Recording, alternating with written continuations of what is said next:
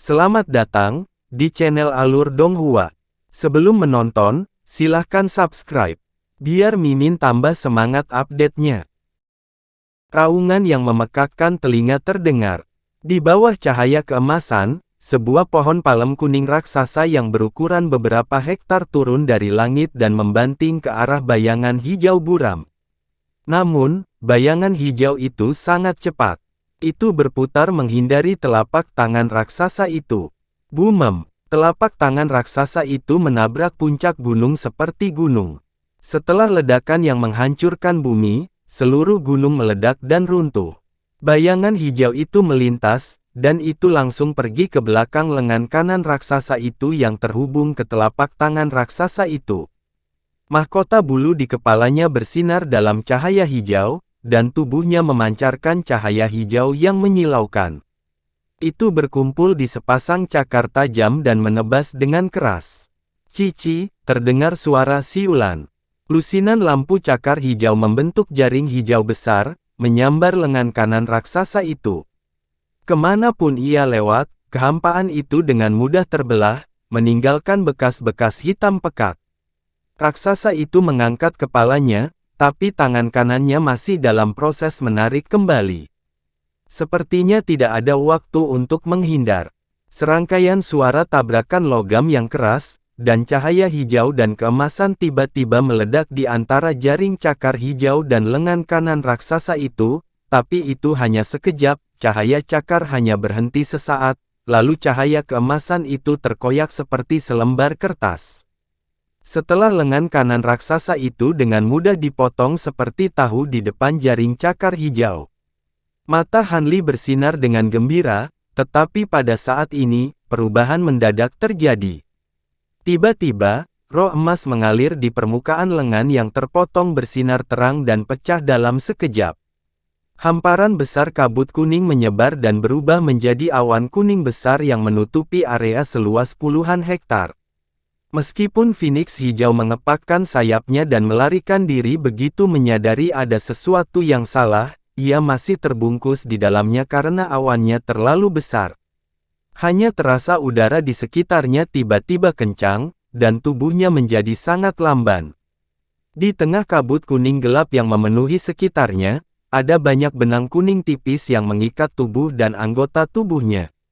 Phoenix hijau mengeluarkan kicauan yang jelas.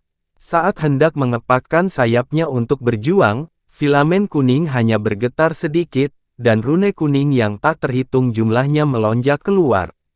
Tiba-tiba terasa bahwa ruang di sekitarnya berat lagi. Seluruh tubuhnya seperti ditekan oleh gunung raksasa, dan cukup sulit untuk digerakkan. Tapi di saat berikutnya, area besar api perak muncul dari tubuhnya dan menyelimuti seluruh tubuhnya. Di tengah suara mendesis, benang kuning terus meleleh dan tersebar. Namun, masih ada benang kuning yang tak terhitung jumlahnya yang berkerumun dari segala arah, dan sekali lagi mengikatnya dengan kuat. Namun, dengan cara ini, Green Luan akhirnya mendapatkan jejak pergerakan di bawah keruntuhan yang terus-menerus dan konvergensi dari benang-benang halus ini. Saat cahaya biru melintas di matanya, dan dia mencoba mencari cara untuk melarikan diri, ruang di sekitarnya tiba-tiba meredup, dan semburan kekuatan tak terlihat turun ke atasnya. Tidak baik, Hanli menangis di dalam hatinya. Setelah itu, telapak tangan yang sangat besar muncul di sekitarnya. Itu sangat dekat sehingga orang hampir bisa melihat garis telapak tangan yang tebal. Tanpa mengucapkan sepatah kata pun, telapak tangan mengepal ke tengah. Di saat putus asa, tubuh Hanli bersinar dengan cahaya keemasan, dan dia langsung berubah menjadi kera gunung raksasa berbulu emas. Ledakan, 5 jari tangan raksasa itu tiba-tiba tertutup, dan dia tersangkut di telapak tangan. Kera raksasa berbulu emas meringis beberapa saat. Dia hanya merasakan gelombang kekuatan raksasa yang tak terlihat dengan putus asa meremas tubuhnya seperti gunung, membuat suara retakan yang keras. Untungnya, tubuh fisiknya kuat, jadi dia masih bisa menahannya untuk sementara waktu. Yang mengejutkannya adalah nyala api halus dan nyala perak tidak berpengaruh sama sekali pada telapak tangan raksasa ini. Pada saat ini, kabut kuning misterius yang menyelimuti sekitarnya jatuh kembali, memperlihatkan sosok besar raksasa serban kuning tidak jauh dari sana. Wajah kuning menunjukkan sedikit senyum mengerikan, dan tangan kirinya dengan kuat memegang tubuh kera raksasa itu.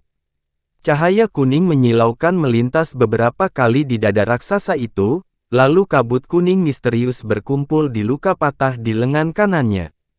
Setelah semburan jalinan dan jatuh, lengan baru segera pulih ke keadaan semula. Dia mengangkat 5 jarinya menjadi kepalan dan menghancurkannya di kepala kera raksasa seperti gunung kecil. Sebelum mendarat, kekuatan mengerikan yang terkandung dalam tinju raksasa telah membuat ruang dalam radius hampir 1000 meter mengaum, dan tiba-tiba terdistorsi.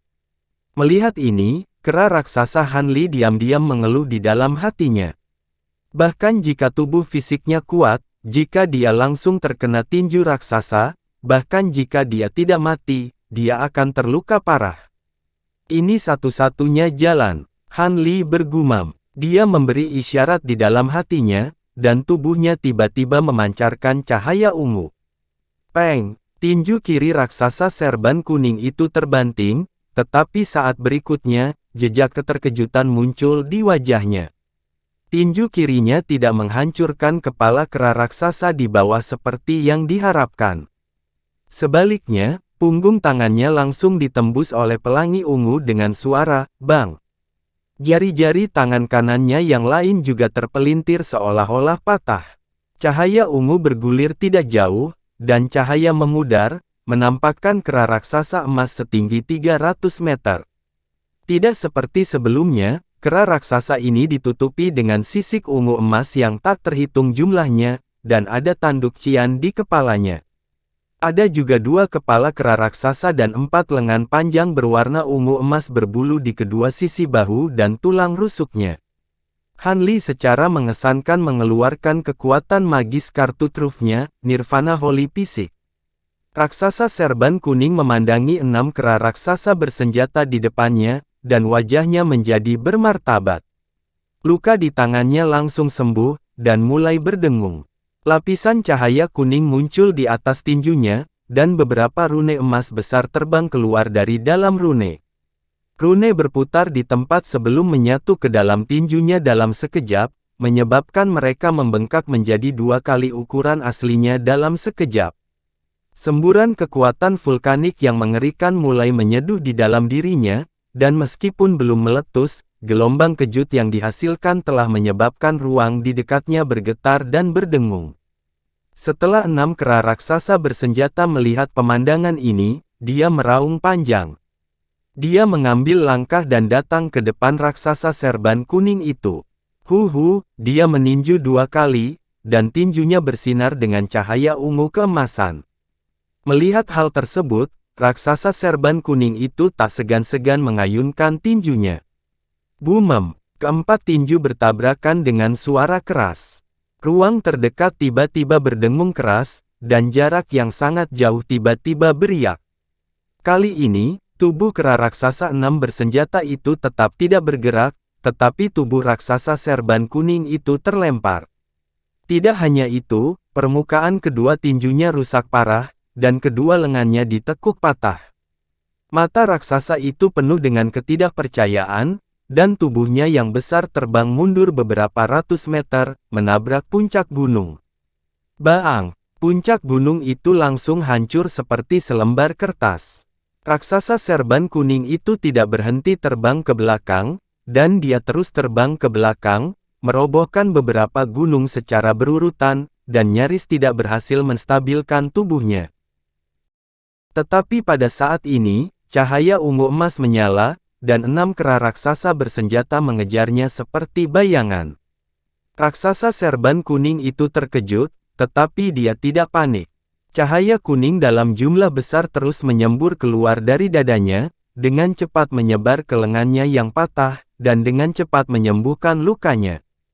Pada saat yang sama, kaki kanannya tersapu seperti pisau raksasa, menebas pinggang kera raksasa itu. Kekuatan gelombang besar melonjak, memicu gelombang putih tebal di udara. Sosok kera raksasa bersenjata itu tiba-tiba menyusut, dan dengan gulungan yang sangat jelek, ia menghindari tendangan raksasa itu. Kemudian, sosoknya langsung melesat keluar, dan dengan keras menghantam tubuh raksasa itu. Kedua lengan ungu emas di bagian bawah mencengkeram tubuh raksasa itu, dan sekali lagi menghantamnya.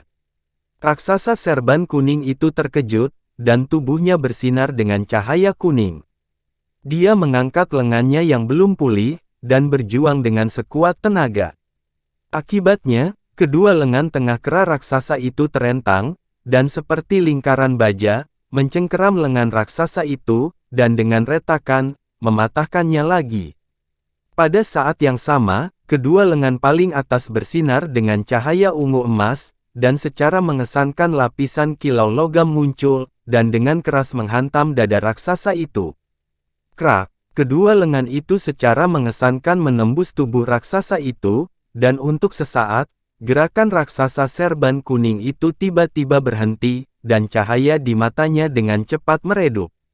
Pemulihan lengannya juga berhenti. Bayangan kuning di wajahnya menunjukkan ekspresi marah, dan dengan suara, "Pak," itu hancur dan menghilang. Kedua lengan Han Li bergetar, dan dia menariknya keluar dari tubuh raksasa serban kuning itu. Di salah satu tangannya, ada kacang kuning yang memancarkan cahaya menyilaukan. Tubuh raksasa serban kuning itu bergetar, dan saat Han Li menarik tangannya keluar, semua cahaya keemasan di tubuhnya menghilang. Setelah tanpa sadar mundur beberapa langkah, retakan yang tak terhitung jumlahnya muncul di permukaan tubuhnya yang besar, dan kemudian dengan cepat hancur, berubah menjadi awan besar asap kuning, dan menghilang bersama angin. Hampir pada saat yang sama, momentum dari 6 kera raksasa bersenjata anjlok, dan dengan kilatan cahaya ungu keemasan, ia berubah kembali menjadi bentuk manusia, dan wajahnya sangat pucat. Dia dengan cepat membalik tangannya, mengeluarkan rumput bangau awan, dan menelannya. Baru kemudian kulitnya terlihat sedikit lebih baik. Melihat asap kuning yang berangsur-angsur menghilang di depannya, Han Li menghela nafas panjang, dan sedikit kegembiraan muncul di matanya. Meskipun raksasa serban kuning ini tidak mengetahui mantra apapun, tubuh fisiknya sangat kuat, dan kekuatannya yang besar mungkin tidak kalah dengan yang disebut Suan Immortal. Jika dia tidak menggunakan transformasi nirvana, dia tidak akan menjadi lawannya sama sekali. Namun, teknik ini tidak hanya membutuhkan tubuh fisik yang kuat, tetapi juga menghabiskan banyak kekuatan spiritual. Dengan kekuatan spiritualnya saat ini, itu tidak cukup untuk mendukungnya sama sekali. Ini semua berkat penyelesaian tingkat ke-6 dari Little Big Dipper Yuan Gong. 5 cadangan Yuan Gong, yang awalnya diperlukan untuk menyerap sejumlah besar energi spiritual dari langit dan bumi, telah memulihkan sejumlah kekuatan, sehingga organ dalamnya juga dapat menyimpan sejumlah kekuatan spiritual. Meskipun ini membutuhkan 10 kali energi ungu bawaan, dan itu tidak hemat biaya, ketika dia menemukan perilaku abnormal Jing Yuan Gong, dia tidak ragu untuk menelan hampir semua rumput bangau awan di tubuhnya. Meski begitu, itu hampir tidak cukup untuk mendukung selama beberapa detik, dan kekuatannya masih belum mencapai puncaknya. Untungnya, raksasa serban kuning itu tidak bereaksi tepat waktu. Jika pihak lain melihatnya berubah dan segera berbalik untuk melarikan diri, selama dia mengulur sedikit waktu, orang yang mati saat ini adalah dia.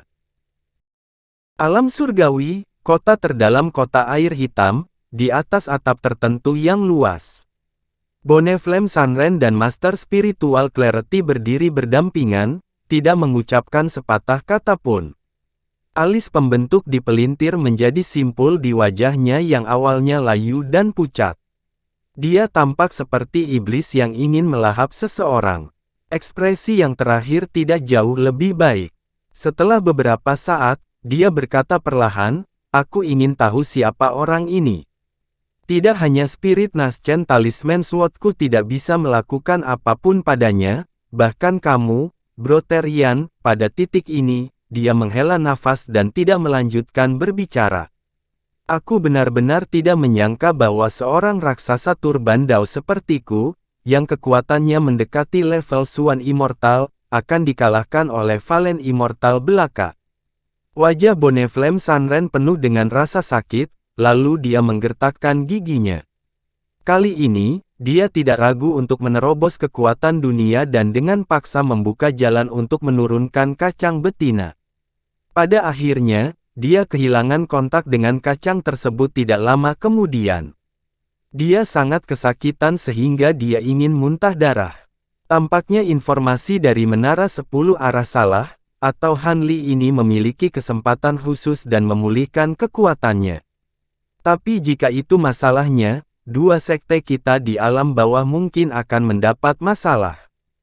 Kita harus memikirkan solusi secepat mungkin. Mata guru spiritual Clarity berkilat saat dia berkata dengan suara rendah.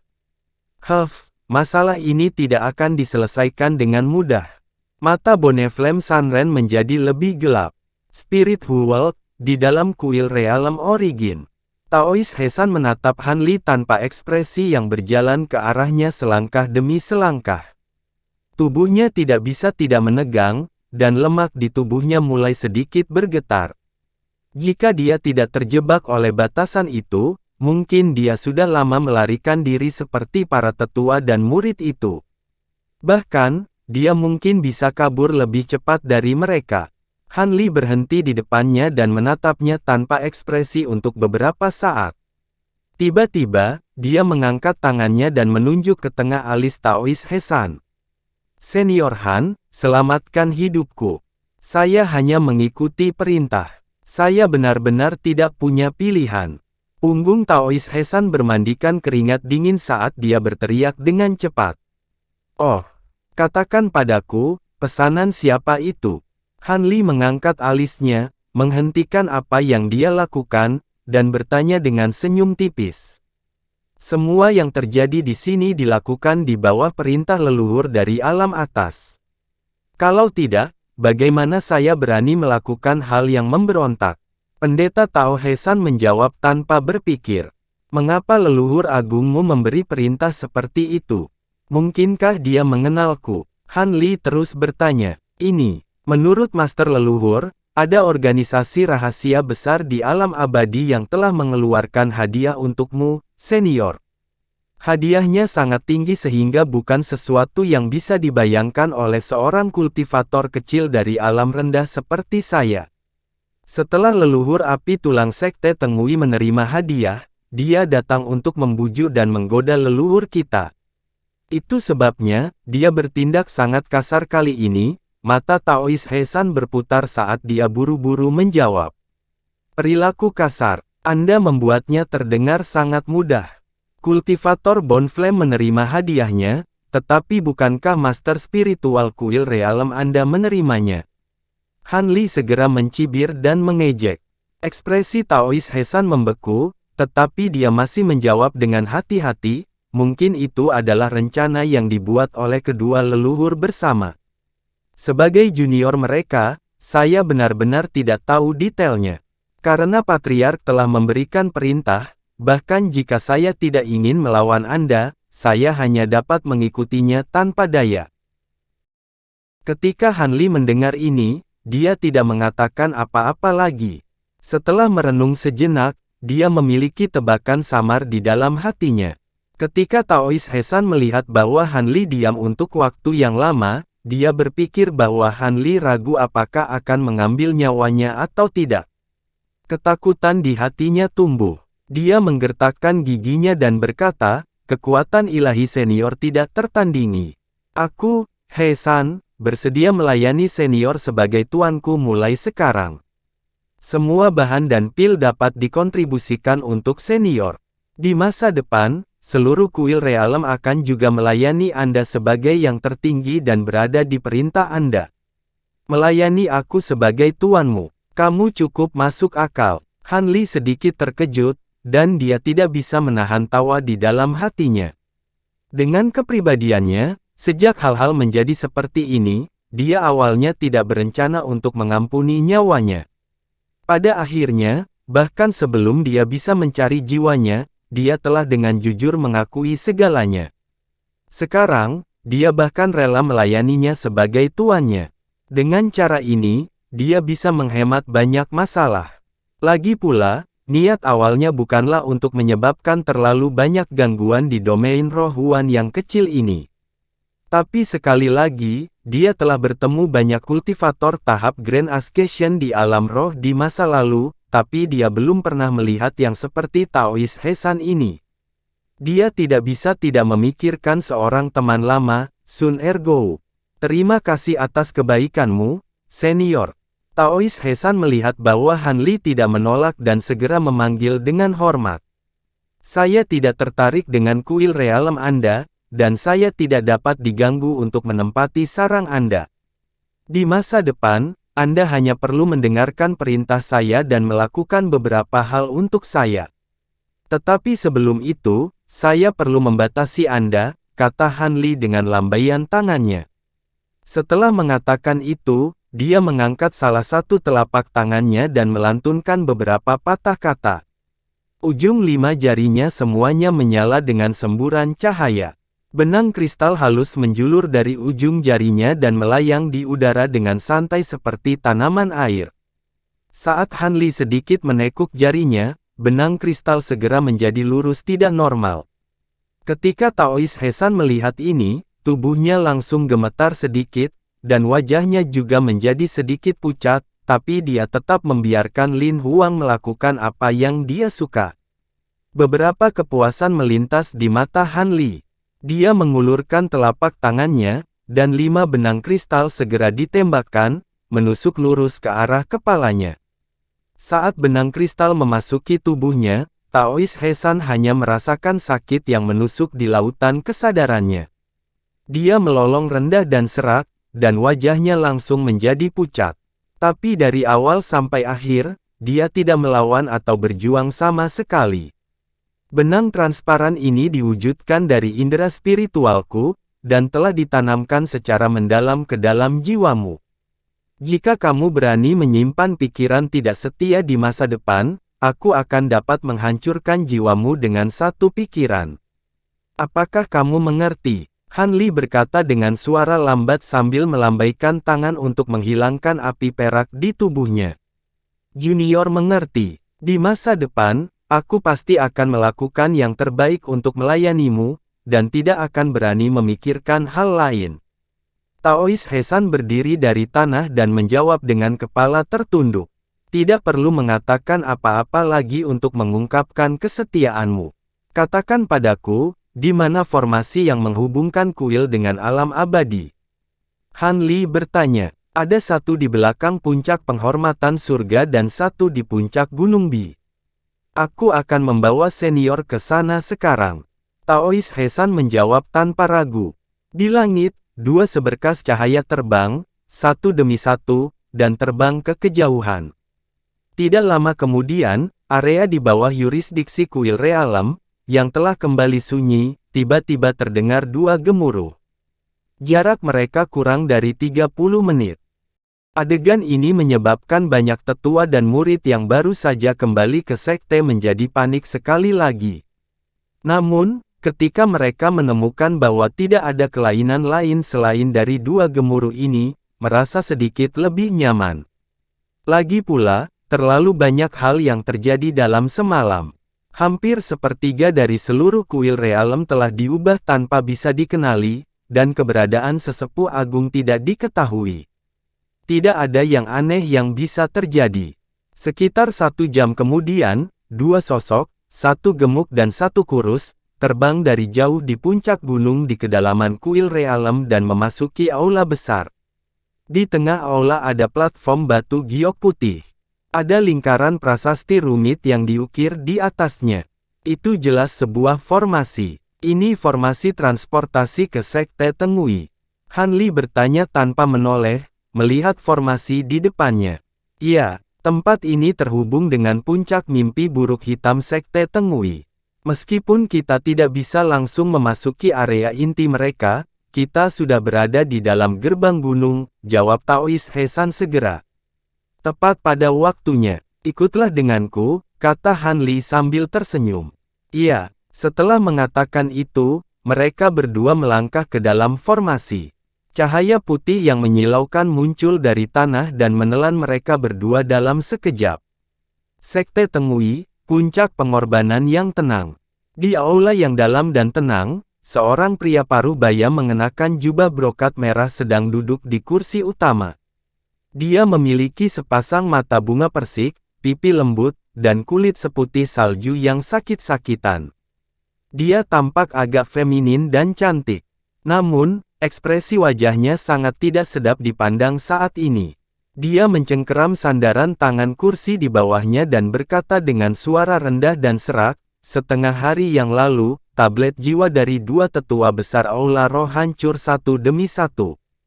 Kami menghubungi mereka melalui teknik rahasia, tetapi tidak ada respon sama sekali. Apa pendapat Anda tentang ini?" Meski ada lebih dari 10 orang yang duduk di sisi kiri dan kanan aula, semuanya berada di tahap integrasi tubuh.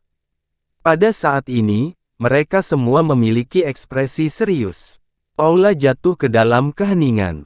Setelah lama hening, seorang pria kekar berjanggut keriting akhirnya berdiri dan berkata, "Master Sekte, pasti ada yang salah dengan tablet jiwa. Grand Elder Tong adalah kultivator nomor 1 di domain Roh Huan. Siapa di dunia ini yang mampu melenyapkannya? Ya, pasti ada kesalahan di suatu tempat." Seseorang di aula langsung setuju. Penatua Fu, tablet jiwa dimurnikan dari jiwa dan esensi darah seorang kultivator, ditambah dengan teknik rahasia. Pernahkah ada kesalahan dalam puluhan ribu tahun terakhir? Seorang wanita cantik dengan gaun kasa merah berdiri dan bertanya dengan cemberut. Pria berjanggut keriting itu tertegun. Dia membuka mulutnya untuk membalas, tetapi dia tidak tahu harus berkata apa. Tidak ada kesalahan dengan tablet jiwa, tetapi Penatua Tong dan Penatua Duan tidak akan mati dengan mudah. Mungkinkah mereka terjebak oleh formasi khusus yang memutuskan hubungan mereka dengan tablet jiwa? Seorang lelaki tua bungkuk di antara para tetua menyela.